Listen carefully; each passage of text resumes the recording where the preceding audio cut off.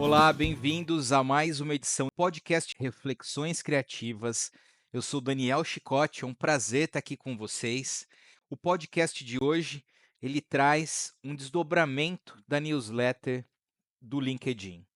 Como vocês já sabem, para enriquecer ainda mais o conteúdo e trazer diferentes perspectivas sobre o que a gente aborda aqui, eu lancei uma série especial onde eu estou conversando com líderes especialistas de diversos setores e pessoas que eu admiro muito, destacando suas visões e insights sobre diversos assuntos.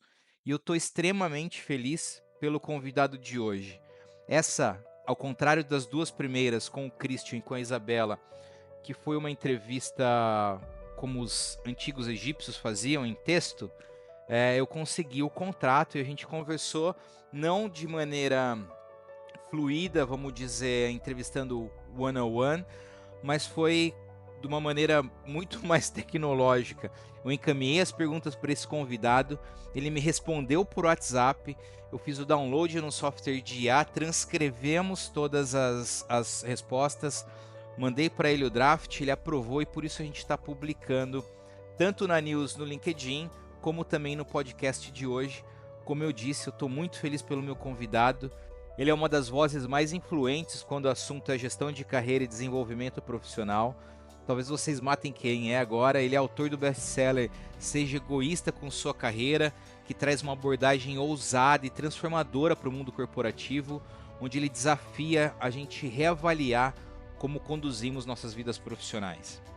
Com uma carreira marcada por passagens por gigantes de tecnologias como Facebook e Google, acumulou uma experiência ímpar em inovação e cultura organizacional, é conhecido por sua habilidade de conectar estratégias com crescimento pessoal, fortalecendo insights que são ao mesmo tempo pragmáticos e profundamente inspiradores. Além de ser especialista em estratégias corporativas, é também mentor e palestrante apaixonado que sabe como motivar e capacitar profissionais em todos os níveis. Ele acredita que o verdadeiro sucesso só é alcançado como somos capazes de priorizar nosso próprio crescimento e bem-estar, algo que ele explora com maestria em seu livro e em suas palestras. Preparem-se para uma conversa repleta de insights poderosos e reflexões provocativas com vocês, meu querido amigo Luciano Santos. Como essa dinâmica de vídeo vai ser diferente, eu vou gravar as perguntas e subo as respostas do Luciano para quem quiser escutar as respostas na voz dele ou para quem preferir, você acompanha essa newsletter lá no LinkedIn. Luciano, com o avanço da inteligência artificial, como você vê o impacto dessas tecnologias nas estratégias de marketing, na gestão de carreiras dos profissionais? Quais habilidades serão essenciais para se destacar nesse novo cenário? Então, Dani, eu acho que a inteligência artificial ela pode ser uma enorme aliada na gestão das nossas carreiras, né? Se você fizer uma pesquisa hoje, né, no próprio Google ou em algum outro buscador, né, pedindo dicas ali de uso de inteligência artificial, tanto para a construção do currículo, como a construção de uma história, de um perfil do LinkedIn, né, já tem uma série aí de ferramentas que pode ajudar muito com isso. Então eu olho para a inteligência artificial e falo, poxa, eu vou descrever aqui a minha experiência em determinada empresa, mas às vezes eu não escrevo muito bem, eu não me comunico muito bem, eu não estruturo muito bem. Deixa eu pedir aqui para o ChatGPT ou o Gemini me darem uma ajudinha, né, e os resultados podem ser bem interessantes ao fazer isso. Então tem uma série de ferramentas já disponíveis para ajudar com o nosso currículo, para ajudar com o nosso perfil de LinkedIn, para ajudar a gente a estruturar a nossa própria história e a nossa própria trajetória, né? Então eu vejo com bons olhos, né? Acho que esse é o lado mais técnico. E do lado não tão técnico, quando eu penso em inteligência artificial, né, eu sou otimista, né, para o futuro. Eu falo que a inteligência artificial ela vem e ela tem aí a capacidade de automatizar várias coisas que eram chatas, que ficavam nas nossas mãos, nos nossos colos, né? Ter que fazer um monte de planilha, né?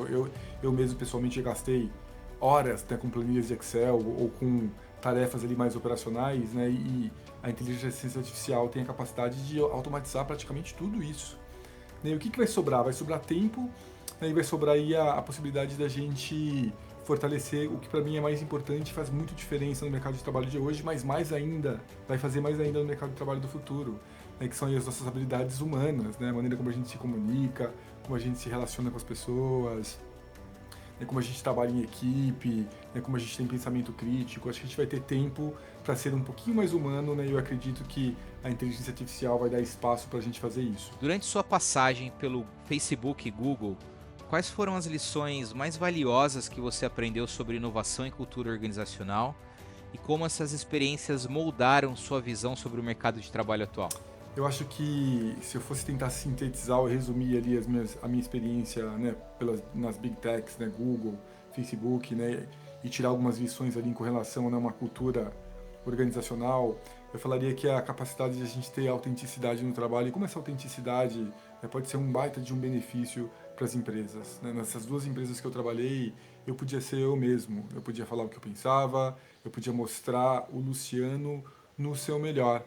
Né? Eu falo que a gente tem muitas culturas organizacionais aí no mercado que acabam podando as pessoas têm medo de falar algumas coisas, elas têm medo de mostrar alguns dos seus lados, elas têm medo de errar. Né? O erro pode ser um poderoso professor, né? Quando a gente erra ali rápido, aprende com aquele erro, né? E segue em diante. Né? E essas são experiências que eu trago comigo e que eu tento passar para frente. Eu tento passar para as empresas, eu tento passar para as pessoas. Não tente ser só um pedaço seu, a gente precisa ser inteiro. Eu falo que a gente precisa valorizar toda a nossa história e quem a gente é. Né? Algumas culturas não permitem isso, mas as culturas que permitem, elas ganham muito. Porque quando a gente está inteiro no trabalho, com todos os nossos lados, com todas as nossas características, a gente é mais inovador, mais crítico, mais produtivo e mais lucrativo. Eu acredito muito nisso. Agora eu estou muito curioso para saber como foi o processo de escrever e estruturar um livro. Qual foi sua motivação para isso junto dos principais desafios que você enfrentou nessa construção? O meu livro, Seja Egoísta com a Sua Carreira, eu falo que ele foi me dado, né? Ele foi, ao mesmo tempo que ele foi me dado, ele foi arrancado de mim. Por que eu escrevi o livro? Eu escrevi o livro porque eu já postava conteúdo nas redes sociais, principalmente no LinkedIn, e eu comecei a perceber que as pessoas chegavam até mim com as mesmas dúvidas, com as mesmas questões, com as mesmas dores. Era um círculo vicioso ali, eram sempre as mesmas questões. Daí eu comecei a pensar, poxa, qual seria uma maneira mais escalável de tentar levar aqui essas maiores dores, essas maiores questões, esses maiores pontos de ansiedade que faz com que as pessoas fiquem ansiosas e insatisfeitas no trabalho. Né? Daí surgiu a ideia do livro. Né? Eu falo que ele me foi dado porque ele nasceu dessas interações com as pessoas. Né? As pessoas me mandavam perguntas, me mandavam as dúvidas, me mandavam as questões e eu respondia. Né? Então as pessoas me alimentaram, né, com aquilo. Né? E também aí ele veio para tentar escalar um pouquinho desse conhecimento coletivo. Né? A gente tem um conhecimento coletivo tão grande, né, meu, das pessoas, das dores, das experiências. Daí eu pensei, por que não tentar achar aí um formato mais escalável e colocar isso, né, em um formato em que mais pessoas poderiam se beneficiar. Daí eu criei o livro, né, e o livro está aí entre os mais vendidos desde o seu lançamento. Né, e eu falo que um dos motivos dele fazer sucesso não é porque ele foi feito para isso, mas ele foi feito para realmente ali endereçar uma dor das pessoas. Né? Eu falo que o sofrer por nossa carreira, né? A insatisfação com a nossa carreira, essa dor do mundo corporativo, ela é uma dor compartilhada, mas ao mesmo tempo ela é escondida, né? A gente precisa falar um pouquinho mais sobre ela.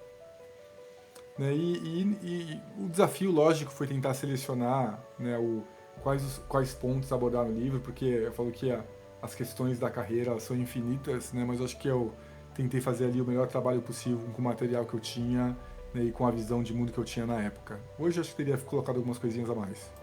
Bom, acho que essa é uma curiosidade muito válida. Você pode compartilhar uma história pessoal onde ter sido egoísta com sua carreira fez a diferença? E quais foram os maiores desafios que você enfrentou na sua trajetória profissional e como você superou? Eu falo que às vezes a gente ser egoísta com a nossa carreira, né? E egoísta aqui é só uma provocação, né? Eu falo, egoísta aqui entendo como ser o protagonista da sua carreira. Não é fácil, não é fácil ser egoísta com a sua carreira, porque tem o mundo inteiro, tem as pessoas ao seu redor ali te dando sinais e falando coisas contrárias ao que você gostaria de fazer. E eu falo que eu acho que eu fui muito eficiente em não escutar essas vozes. Eu fui egoísta com a minha carreira várias vezes, né? Eu falo que até de maneiras não óbvias. Né? As minhas últimas 2 mudanças de carreira, né? Sem contar o que eu estou fazendo agora, que é empreender, né? Eu saí dos empregos para ganhar um pouco menos. Saí para ganhar menos, mas eu sabia que existiria uma possibilidade de aprender mais, de ter novas experiências. E nas duas vezes, quando eu saí do UOL para ir para o Google e saí do Google para ir para o Facebook, né, eu escutei pessoas ao meu redor falando: por que você está fazendo isso? Está trocando certo pelo duvidoso, vai para ganhar menos, não faz sentido. Mas eu acreditei ali naquele meu instinto, na minha bússola interna, né, e todas as vezes que eu fiz isso acabou dando muito certo. Então, ser egoísta com a sua carreira, ser protagonista é difícil, é um pouco dolorido, né, mas no final, na maioria das vezes, não sempre, mas na maioria das vezes, né, vai te enriquecer como profissional. Agora, falando do ponto de vista de liderança, como os líderes podem incentivar suas equipes a serem proativas e assumirem o controle da sua carreira? Porque muitos acreditam que a empresa que está é que deve tomar conta da sua carreira. E quais são as práticas de gestão mais eficazes que você aplicou ao longo da sua trajetória profissional? Acho que a grande dica que eu deixo, né, muitos líderes me procuram, né, e perguntam: Luciano, como eu posso ser um mentor melhor de carreira? Como eu posso auxiliar as pessoas do meu time com suas carreiras, né, ser ah, alguém ali que vai ajudá-los, né, a estruturar, planejar, etc. Né? E eu acho que a maior dica que eu deixo aqui, Dani, para todos os líderes é: antes de qualquer coisa, cuide da sua própria carreira. Né? O que eu vejo aí de líderes que querem ser bons mentores de carreiras, mas não pensam em suas próprias carreiras, não sabem o que quer no trabalho, né? Nunca fez algum tipo de planejamento, nunca fez uma reflexão sobre o que move aquela pessoa, né? Não troca experiência com outros profissionais. Eu acho que antes de você ser um bom mentor de carreira para os outros, você precisa gerenciar bem a sua própria carreira. Né? Então eu falo, quando você gerencia bem a sua própria carreira, sabe pensar e refletir sobre a sua própria carreira, os caminhos que você quer seguir, o que te move, o que não te move, o que funcionou, o que não funcionou, refletir profundamente sobre ela, né? Aí você vai conseguir ser um mentor melhor. Né? Que eu acho que a gente só consegue fazer bem para os outros que a gente faz bem para nós mesmos. Né? Se a gente não souber gerenciar a nossa carreira, a gente não vai gerenciar a de ninguém. E aqui, né, sobre práticas de gestão, eu não vou ser muito teórico aqui não, então não vou falar de coisas teóricas que a gente tem disponíveis, né, na internet, em livros, né, mas eu quero falar um comportamento e um sentimento. Né? Eu falo que uma das coisas mais eficazes que eu fiz como gestor é sempre ter a minha porta aberta, é sempre ter o convite ao diálogo, a comunicação muito bem ampliada. Né? Eu vejo muitos líderes que não têm espaço para conversar com seus times, que não fazem one-on-ones, que não tem reuniões para explicar a visão, porque as coisas, né, estão acontecendo. E se eu pudesse deixar uma dica aqui para todos os líderes que estão lendo e escutando, estruture a sua comunicação de forma mais profunda. Né? E quando eu falo de comunicação, eu falo de várias coisas, desde o one-on-one que você faz com as pessoas. Você tem one-on-ones recorrentes, né? Aquele one-on-one realmente acontece. Você tem reuniões em que as pessoas podem perguntar o que está acontecendo. Você tem espaços informais, né? Um almoço, um café da manhã, que você pode sentar com as pessoas, né? E deixar elas falarem o que elas querem. Você deixa as pessoas do seu time também comunicar, e não só você comunica. São coisas que eu sempre pensei e sempre fiz. E quando a gente tem essa comunicação aí um pouco mais apurada, isso faz uma diferença danada. Luciano, quais são suas previsões para o futuro do trabalho e como os profissionais podem se preparar melhor para essas mudanças que estão por vir ou que praticamente já chegaram, né? Porque como essa mentalidade de priorizar a própria carreira pode ser adequada para essas novas gerações de trabalhadores? O futuro do trabalho é um grande ponto de interrogação, mas tem algumas coisas sobre o futuro do trabalho que a gente sabe agora. Primeiro, que o futuro do trabalho não é aquele futuro do Star Trek, aquele futuro dos Jacksons, não é um futuro daqui a 30 anos. O futuro do trabalho é agora, ele está começando agora, e a gente tem aí pesquisas que mostram, eu vi uma pesquisa outro dia, né, que fala que 44% das habilidades que vão ser necessárias para o trabalho vão mudar nos próximos 5 anos. Olha só, que coisa interessante, 44%, né? É uma pesquisa do Fórum Econômico. Ou seja, né, o futuro do trabalho está ali do lado.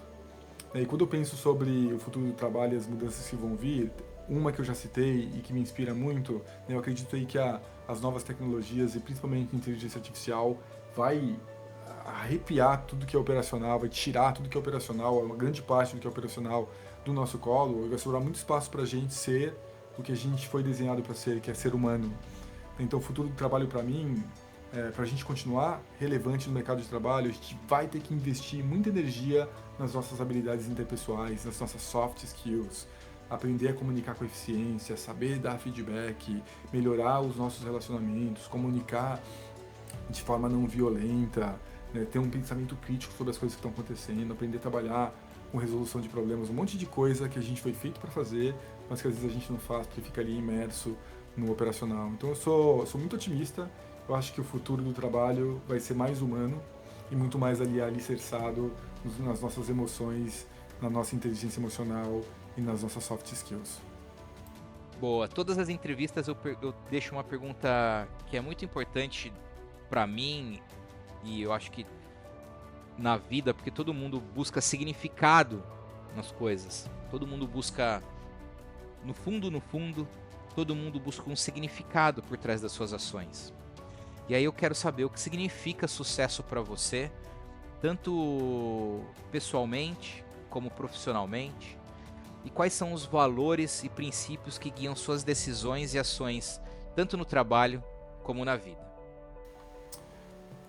Definir sucesso é muito difícil, Dani, mas eu acho que sucesso para mim é quando a gente ganha o mínimo, o suficiente para poder ter uma vida boa pra gente, né, e para os nossos queridos, para os nossos filhos, para os nossos familiares, não muito, mas o suficiente, né, para ter uma boa vida, né, e passando essa barreira aí que é importante, né, dos boletos, né, do dinheiro, eu falo que quer ter um trabalho que te traga satisfação, quer ter um trabalho que você possa levantar, né, olhar para ele e falar, poxa, que legal que eu faço isso, quem são as pessoas que eu estou impactando, isso aqui está servindo para alguém, né, e não aquele trabalho em que a gente levanta e fala, meu Deus do céu, né, eu tenho que enfrentar toda essa jornada hoje para chegar ali no final do dia e pegar o meu cheque. Então, sucesso para mim é ser feliz, sucesso para mim é ter satisfação, sucesso para mim é fazer alguma coisa em que a gente enxerga ali um início de propósito ou uma certa missão, né, e que aquilo ali seja algo que faça com que nossa alma se sinta leve. Né? Sucesso para mim não passa por dinheiro, de novo, né, sem romantizar, né, o dinheiro suficiente é necessário, ele passa muito mais na maneira como a gente se sente, a postura que a gente tem ao fazer o que a gente faz. Muito obrigado por vocês escutarem esse podcast muito especial com esse convidado gigante que é o Luciano. Luciano, muito obrigado pela sua participação. Foi um prazer inenarrável poder ter trocado com você, ter seu contato, a gente conversar, trocar essas ideias. Muito obrigado por tudo. E pessoal, sigam aí o podcast, sigam a newsletter no LinkedIn. E vou deixar aqui um pequeno merchan.